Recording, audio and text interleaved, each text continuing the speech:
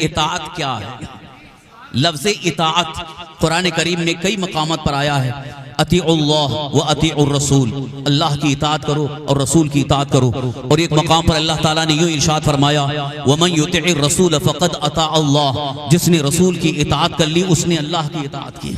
तो ये लफ्ज़ इताअत उलमा तो समझ रहे हैं, लेकिन बहुत सारे हमारे अवाम, बहुत सारे मुसलमान भाई लफ्ज़ इताअत को अभी तक सही तौर पर समझे ही नहीं हैं। लिहाजा मैं इताअत का मफ़हूम बड़े आसान अंदाज में आपको समझाना चाहता हूँ। एक मिसाल के जरिए आपसे मैं अर्ज करना चाहता हूँ, मफ़हूम को समझा रहा हूँ। एक बंदा, एक इंसान अगर किसी कंपनी में काम कर रहा है, किसी फैक्ट्री में काम कर रहा है, किसी जगह जॉब कर रहा है, नौकरी कर रहा है, तो जो इस फैक्ट्री में, जिस कंपनी में काम कर रहा है, उसका एक बॉस होता है। वो उसके बॉस के तहत काम करता है, या मालिक मकान के मातहत काम करता है, मालिक फैक्ट्री के मातहत काम करता है। मालिक जो कहता है उसके मुताबिक वो काम करता रहता है। अगरचे उसकी ड्यूटी 8 घंटे की ड्यूटी है या 10 घंटे की ड्यूटी है, तो जितनी ड्यूटी है उस ड्यूटी में वो अपने मालिक की बात सुनता है। अगर उसके मालिक ने कह दिया कि फलां जगह जाकर के काम करके आ जाओ, वो फौरन जाता है, काम करके आता है।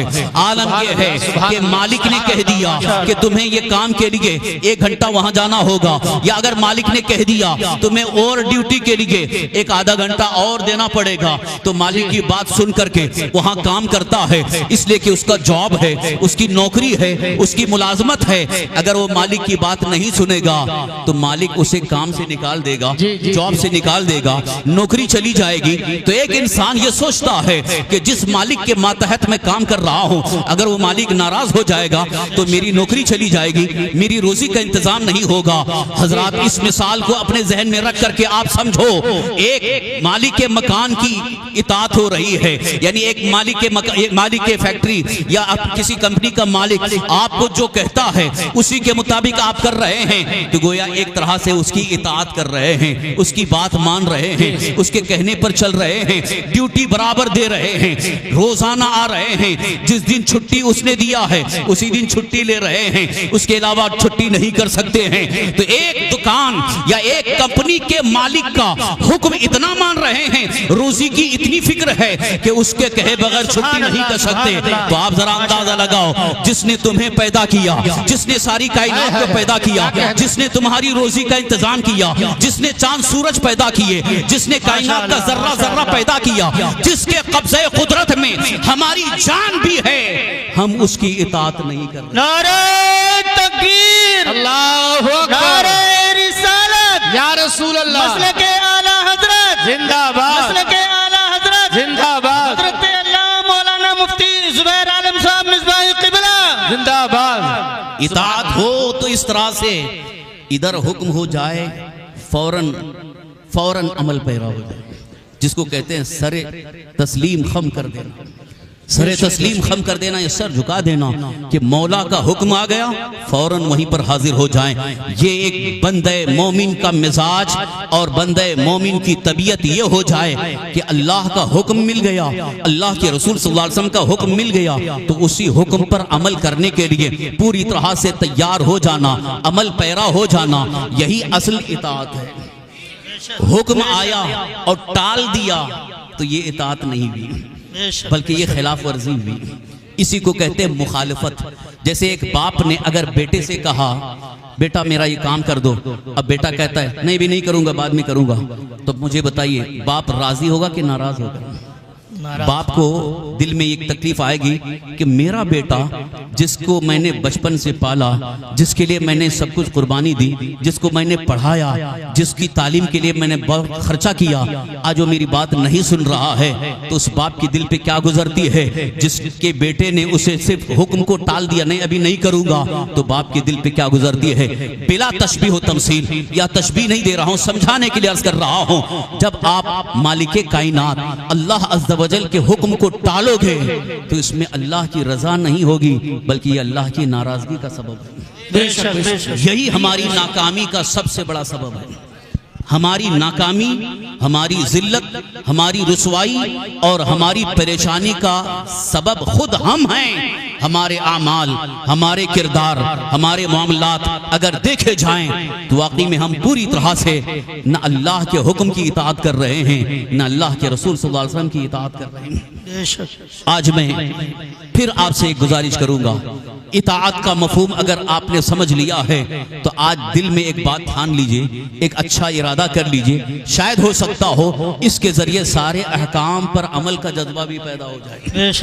बेशक एक चीज का अगर जज्बा आपने पैदा कर लिया, इंशाअल्लाह अज़ीज हो सकता है सारे अहकाम पर अमल का जज्बा पैदा हो जाए कि आपकी जिंदगी की शुरुआत अल्लाह की इताअत और फर्माबरदारी से हो जाए। बेशक बेशक बेशक कोशिश करेंगे। जी जी जी। जिंदगी की शुरुआत अल्लाह की इताअत, अल्लाह की फर्माबरदारी से हो जाए। लेकिन शायद आपने अभी पूरी तरह से समझा नहीं जिंदगी की शुरुआत किसे मैं कह रहा हूं। बहुत सारे हो सकता है ये समझ रहे होंगे जिंदगी की शुरुआत का मतलब है कि पैदा जब हुए तब, तो वहां तो इताअत का क्या मतलब है, वहां तो अहकाम शरीयत लागू ही नहीं है। इताअत अल्लाह की, अल्लाह के फरमान पर अमल करने का जज्बा जब जिंदगी की शुरुआत हो रही है, उसी वक्त हमारी तबीयत, हमारी फिक्र, हमारा मिजाज ये हो कि हम जिंदगी की शुरुआत करें अल्लाह के हुक्म पर अमल करते हुए, तो यकीन जानो पूरा दिन अच्छा गुजरेगा और अल्लाह तबारक तआला की रहमतें झमाझम बरसनी शुरू हो जाएंगी। वो जिंदगी की शुरुआत ये है कि आज आप सोएंगे, सो करके उठेंगे, तो जैसे ही एक इंसान सो करके उठता है, नींद से बेदार होता है, उसकी जिंदगी की शुरुआत है। बेशक बेशक बेशक ये जिंदगी की शुरुआत है। इस नुक्ते को आप ज़हन में रखो। मैं इसलिए कह रहा हूँ ये जिंदगी की शुरुआत इसलिए है कि जब इंसान सोता है तो गोया एक तरह से मौत के आगोश में जाता है। बेशक बेशक आपने सुना है उलमा से, जी जी जी, अन्नौम उख्तुल मौत, नींद जो है वो मौत की बहन है। इसका मतलब है कि नींद में, यानी जब बंदा सोता है, इंसान जब सोता है तो वो सोने की हालत में जब तक है उसकी रूह बदन से जुदा हो चुकी है, रूह का ताल्लुक बदन से निकल चुका है, तो ताल्लुक खत्म हो गया है, रूह उतने देर के लिए बदन से जुदा है, और जब उठने का वक्त होता है तो अल्लाह के हुक्म से रूह वापस बदन में आती है। बेशक बेशक ये नुक्ता शायद बहुत कम ही लोग जानते होंगे। इसीलिए जो सो करके उठने की जो दुआ सिखाई गई आपको, बच्चों को शायद मदरसे में सिखाई गई है और आप शायद नहीं जानते हैं। दुआ क्या पढ़ते हैं सो कर उठने की? दुआ यह है, अल्हम्दुलिल्लाहिल्लज़ी अहयाना बाद मा अमातना, बाद मा अमातना व इलैहि नुशूर। तमाम तारीफें अल्लाह के लिए जिसने हमें जिंदा किया, हमें मौत देने के बाद। बेशक अल्हम्दुलिल्लाहिल्लज़ी अहयाना बाद मा अमातना, तमाम तारीफें उस अल्लाह के लिए जिसने हमें जिंदा किया, हमें मौत देने के बाद। इसका मतलब हम सोए थे तो गोया मौत की आगोश में थे, और जब हम बेदार हो रहे हैं तो अल्लाह ने फिर हमें जिंदगी दी है, फिर एक नई जिंदगी मिली है, एक ताजा जिंदगी मिली है। आज मैं एक नुक्ता दे करके आपसे अर्ज करना चाहता हूँ, जो मुसलमान अपनी जिंदगी की शुरुआत अल्लाह की इताअत से कर लेता है, यकीनन उसके अंदर एक जज्बा ऐसा पैदा होता है कि वो पूरा दिन अल्लाह की इताअत में गुजारना शुरू कर देता है। सुभान अल्लाह। सुबह हुई, आंख खुली, अगर आंख न भी खुले तो आप उठने की आदत डालो। आज हमारी कौम का अक्सर हजरात का हाल ये हो गया है कि रात को सोते हैं, कितने बजे सोते हैं? 2 बजे सोते हैं, 3 बजे सोते हैं, और कब उठते हैं? 10-11 बजे, 12-1 बजे। फजर की नमाज के लिए कितने लोग उठते हैं? अभी मैं अगर कह दूं कि हाथ उठाओ, मैं शर्मिंदा नहीं करना चाहता हूं, कोई हाथ न उठाए, बस सिर्फ आपका मामला अल्लाह की बारगाह में हो। दिल पर हाथ रख करके मुझे बताओ कितने लोग फजर की नमाज में उठते हैं? अगर नहीं उठते हैं तो इसका मतलब यह है कि हमारी जिंदगी की शुरुआत अल्लाह की नाफरमानी से हो रही है। बेशक ही। यानी जब बेदार हुए तो आप किस वक्त बेदार हुए? जब आपकी नमाज कज़ा हो गई। तो जिसकी फजर की नमाज कज़ा हो रही है वो इस हालत में बेदार हो रहा है, इस हालत में जिंदगी की शुरुआत कर रहा है कि वह अल्लाह की नाफरमानी करते हुए जिंदगी की शुरुआत कर रहा है, तो फिर क्या उम्मीद की जाएगी कि उसका पूरा दिन अल्लाह की इताअत में गुजरे? और अगर गुजारने का जज्बा भी है तो फिर वो बात नहीं है। ये जज्बा याद रखो, ये जज्बा पैदा करो कि हम हमारी जिंदगी की जो शुरुआत होगी वो अल्लाह की इताअत में होगी। मैं यकीन दिला रहा हूं, जिसने ये जज्बा पैदा कर लिया, जिसने ये अहद कर लिया, जिसने दिल में ये ठान लिया कि मैं सोऊंगा मगर फजर की नमाज में जरूर उठूंगा, चाहे 2 बजे सोए चाहे 3 बजे सोए, लेकिन फजर की नमाज में उठ करके फजर की नमाज जमात के साथ पढ़ूंगा, सुन्नी सही अकीदा इमाम की इख्तिदा में पढ़ूंगा। ये जज्बा जिसने पैदा कर लिया, मैं यकीन दिला रहा हूं, अब उसे कामयाबी किसी और जगह तलाश करने की जरूरत नहीं है, बल्कि अल्लाह ताला उसे कामयाबी अपनी इबादत से ही अता फरमाए। नारे तकबीर, नारे रिसालत, नारे हैदरी, मसलके आला हजरत जिंदाबाद, मदरसा उस्मानिया फैजान रजा जिंदाबाद, मदरसा उस्मानिया फैजान रजा जिंदाबाद, जश्ने दस्तार बंदी जिंदाबाद, जश्ने दस्तार बंदी जिंदाबाद। ये कामयाबी इसलिए मैं अर्ज कर रहा हूं कि आज हम ये सोच रहे हैं कि हमें दौलत कहां से आएगी, हमारे पास माल कहां से आएगा, हमें इख्तिदार कैसे मिलेगा, हमें इज्जत कहां से मिलेगी, हमारा यहाँ हमारे हुकूक हमें कहां से मिलेंगे, हमें यहाँ गलबा कहां से हासिल होगा। यही सारी फिक्रें हैं जिन फिक्रों को लेकर के हम कामयाबी की तलाश में हैं कि हमें कहीं कामयाबी नहीं मिल रही है। जरा तवज्जो के साथ सुनो, हदीस मुस्तफ़ा पेश कर रहा हूं, अल्लाह के हबीब सरवरे कायनात सल्लल्लाहु अलैहि वसल्लम का इरशाद सुनो। तवज्जो से सुन रहे हैं, मैं फरमाने रसूल पेश कर रहा हूं। जी जी, तो हर मुसलमान का दिल तो ये होना चाहिए कि जब हुजूर का फरमान सुनने का अगर मौका आए, कोई कहे कि मेरे आका का फरमान सुना रहे हैं, तो सारी तवज्जो उधर होनी चाहिए। इसलिए कि आका करीम रऊफुर रहीम अलैहि तहतो तस्लीम का हर फरमान हमारे लिए सबसे बड़ा सरमाया है, सबसे कीमती पूंजी है, सबसे अजीम कामयाबी वही है। रसूल पाक सल्लल्लाहु अलैहि वसल्लम का यह फरमान याद रखो, शायद कभी आपने सुना नहीं होगा, बहुत कम ही लोगों ने सुना होगा। अल्लाह के हबीब सरकारे दो आलम सल्लल्लाहु ताला अलैहि वसल्लम इरशाद फरमाते हैं, जिसको तकबीरे ऊला मिल गई उसे दुनिया और दुनिया के अंदर जितनी चीजें हैं उन सबसे बेहतर चीज मिल गई। सुभान अल्लाह, सुभान अल्लाह। आप उलमा से पूछ लीजिए, हदीस पाक है। मैं बहुत शॉर्ट में, बड़ी जल्दी में मफहूम हदीस पेश करके आगे बढ़ रहा हूँ। रसूल कायनात सल्लल्लाहु अलैहि वसल्लम इरशाद फरमाते हैं, जिसको तकबीरे ऊला मिल गई, दुनिया और दुनिया के अंदर जितनी चीजें हैं, दुनिया व माफिहा, हुजूर ने जो फरमाया, दुनिया व माफिहा से बेहतर चीज मिल गई। अब जरा उलमा से पूछिए, तकबीरे ऊला क्या है? तकबीरे ऊला क्या है? यानी जब जमात खड़ी होने वाली होती है, इमाम की इख्तिदा में आप नमाज पढ़ने के लिए जाते हैं और इमाम साहब ने कहा अल्लाहु अकबर, रकअत बांधी, पहली तकबीर जिसको आपने सुना और उन्हीं के साथ साथ आपने रकअत बांध लिया, हाथ बांध लिया, ये तकबीर उला है।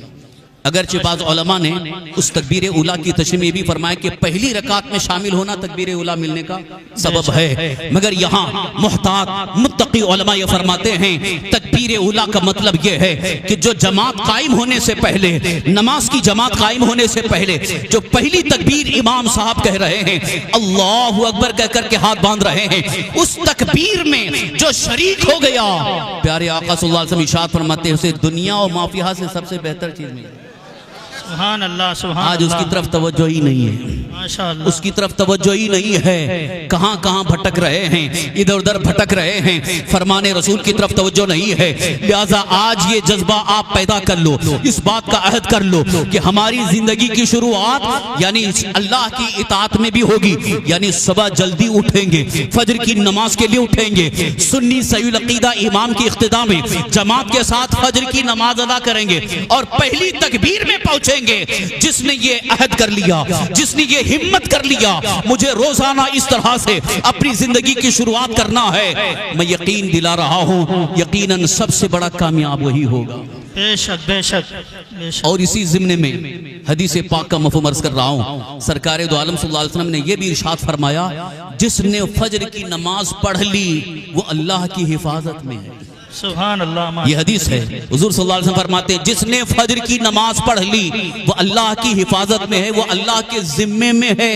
यहाँ तक के मुखातब करके फरमाया, उसे कोई अल्लाह के जिम्मे में रुसवा न करे। कोई रुसवा ना करे।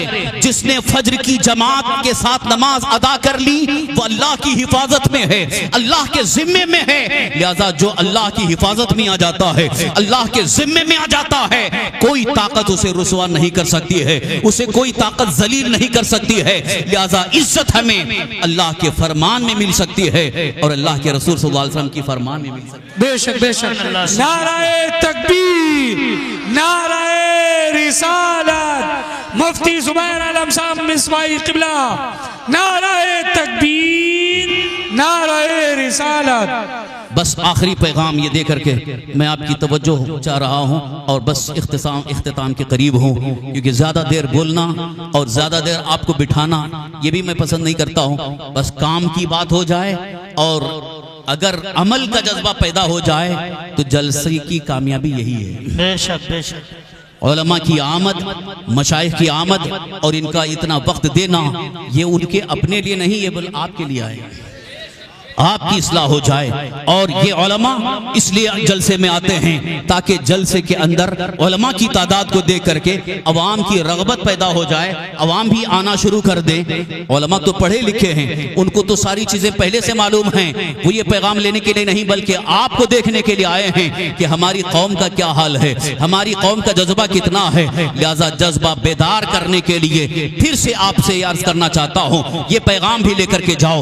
जिंदगी की शुरुआत अल्लाह की इताअत और फरमाबरदारी से हो जाए, यानी फजर की नमाज के लिए उठने की आदत बना लो। कोशिश करेंगे आप लोग सब, बोलिए जोर से, सब कोशिश करेंगे इंशाअल्लाह।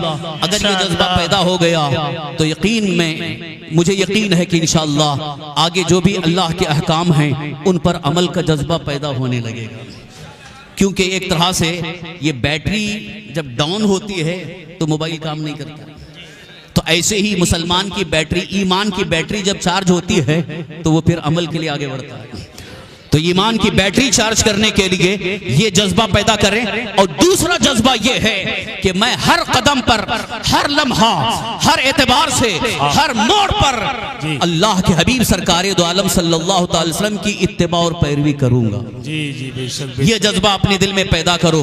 दुनिया के हालात को बदलने की जरूरत नहीं है, हालात को बदलने की आप सोच रहे हो कि कब हालात बदलेंगे। जो हमारे खिलाफ नफरत फैलाई जा रही है वो नफरत का माहौल बदल जाए, ये नफरतें दूर हो जाएं, हमसे लोग मोहब्बत करने लगे, हमसे लोग मोहब्बत करने लगे। आप ये मत सोचो कि हम कोई ऐसा अमल करें, कोई ऐसा काम करें, उनके लिए दौलत लुटाएं, सखावत करते रहें ताकि वो दूसरी कौमें हमसे मोहब्बत करें। ये नहीं होगा।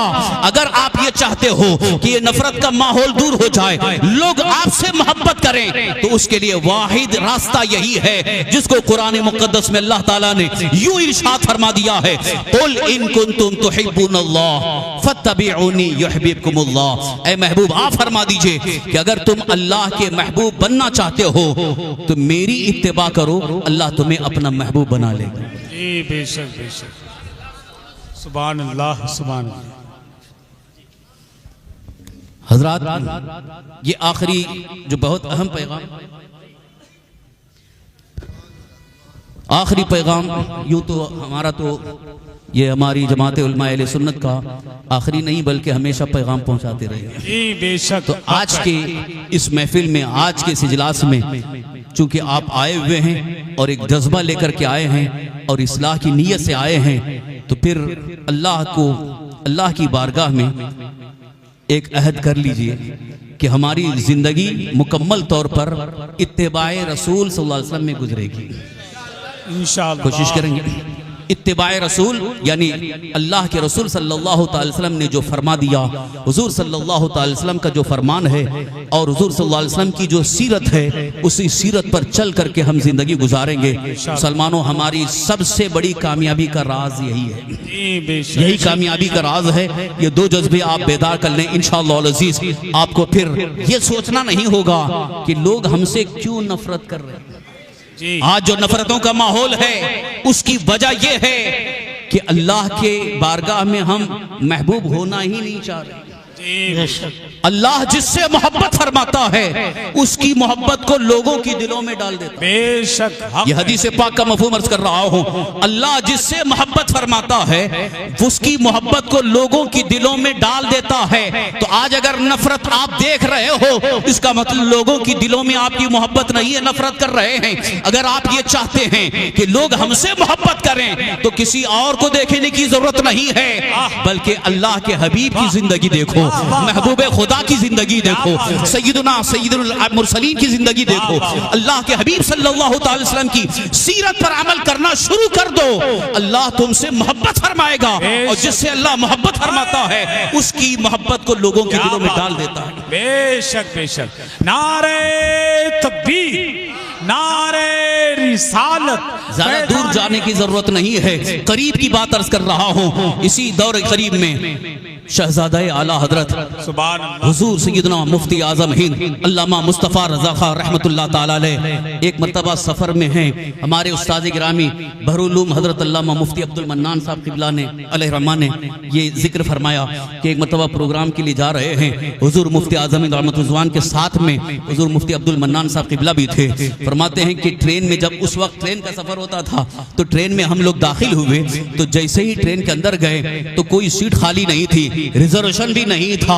वहां ट्रेन खचाखच भरी हुई है और जिस बोगी में हम गए थे उसमें ज्यादातर फौजी भी थे। वहां कोई दाखिल, वहां सबको बाहर भगा रहे हैं। लेकिन जब देखा हुजूर मुफ्ती आजम हिंद रहमतुल्लाह करीब आ रहे हैं तो सब ने खड़े होकर के उनकी ताजीम भी किया, उनको बैठने की जगह भी दी और उनकी ताजीम के लिए वो सब खड़े हो गए।